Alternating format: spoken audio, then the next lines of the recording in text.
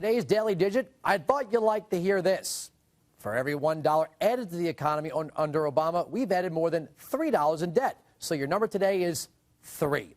Now, it's 50 days until the election, and President Obama is on the campaign trail blasting China over foreign trade.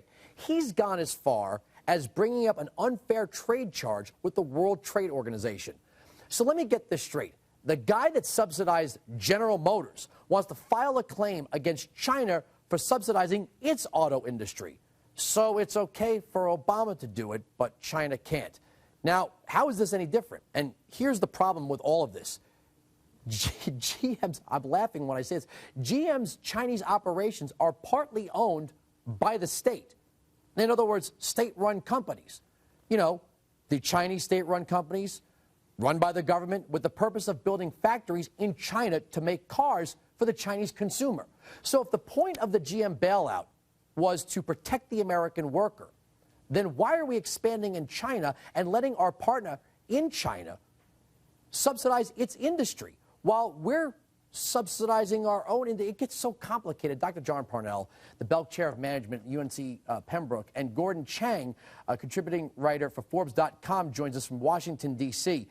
Gordon, thanks for joining us. I was trying to make sense of all this, that here we have Obama going after China at the WTO for subsidizing its auto industry, an auto industry that we subsidize in partnership with their subsidized industry. How does that make any sense? Well, clearly someone had to file a WTO case, World Trade Organization case, against these manufacturing subsidies for cars. But you highlight the essential point, and that is that the Obama administration has been doing some pretty bad things. Now, we're really pikers compared to the Chinese, who've really run the largest manufacturing subsidy program in the world. They make us look pretty anemic. But nonetheless, you're absolutely right. They shouldn't do it, and we shouldn't do it. But Dr. Parnell, if you're the WTO and President Obama comes to you and says, hey, these guys are subsidizing their auto industry, but their auto industry is literally a component of our auto industry. So if you're the WTO, how do you hear this claim? Well, you can't really tell who's on what team, you know, and you can listen to the claim, and in many respects, Obama is correct.